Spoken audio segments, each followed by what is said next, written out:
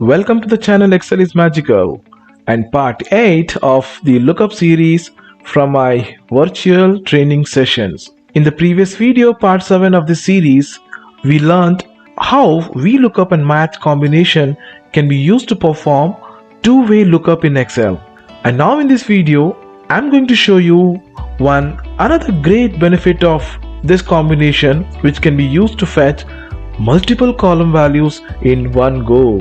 And please know, if you are not aware of VLOOKUP and match functions basics and directly watching this, I recommend you to please watch the previous parts of this series to have a better understanding of this video. Now let's get into Excel to see an example.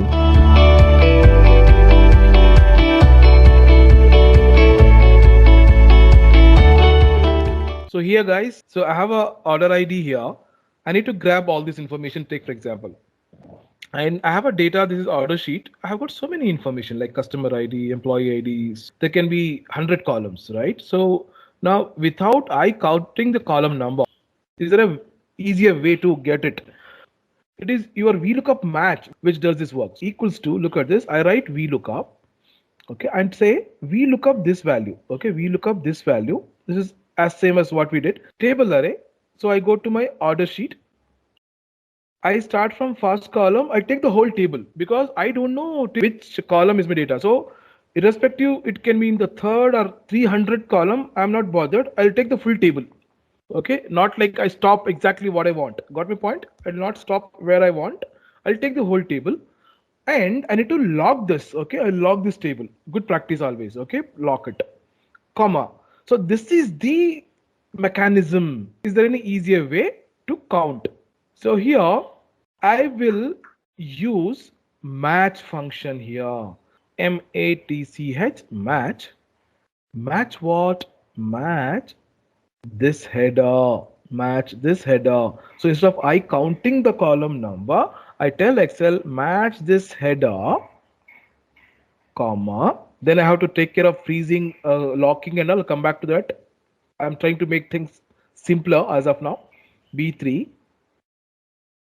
Lookup array is what? The header row. Where is this header in the actual header row? Where is my header row? It's in the order sheet.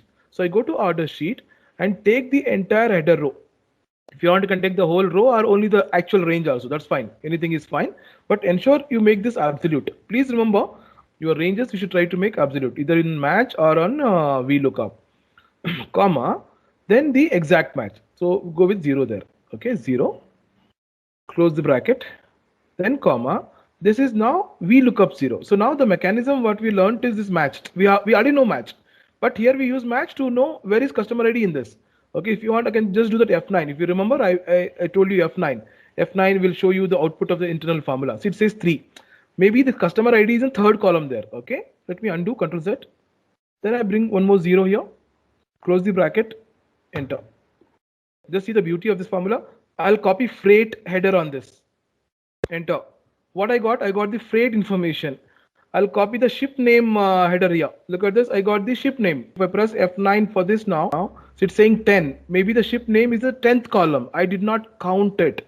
Match counted for me. Undo, undo, undo. This is what was there before. Now I want the same formula to work for all the columns. See, when you dragged it towards the row, when you travel for the freight, see, it is not looking at the actual order ID. It is looking at the ship country or looking at the customer ID, something like that. Okay. So it should not be that, right? Every time you should look at order ID only, correct? So what I should do, I should say Excel, hey, when I drag it towards column, don't move A. A should be A only. It should be locked. Can you see this?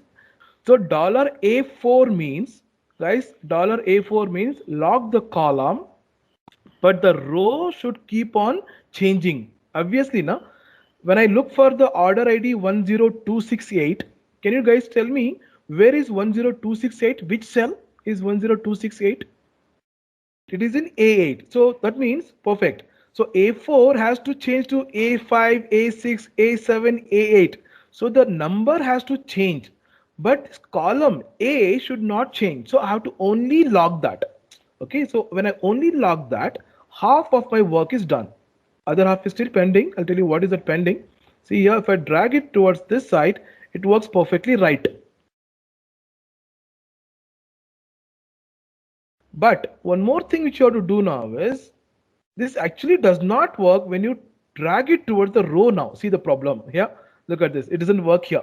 This is because when you drag it towards the row, header, instead of looking at header, it is looking at something else, some value here. I should not look at value. I should look at the header always. So one more locking has to happen. That is locking the row part here. Locking the row part. Why should I lock the row part here? Because when I drag it to the next column, B3 should become C3, D3, E3, F3 because of different headers. When it goes down, 3 should not be changed. So this is the beauty of this VLOOKUP match. I can also do this with index match. Okay, I don't want to really trouble right now. Okay, guys, you know VLOOKUP, so I'm just using this VLOOKUP match here.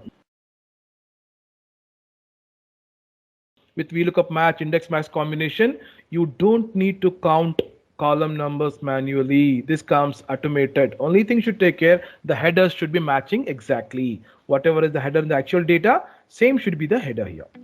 Hope you're clear with the concept, and let me know in the comment below if you find any challenge using this function, and also let me know how did you find this learning today from me.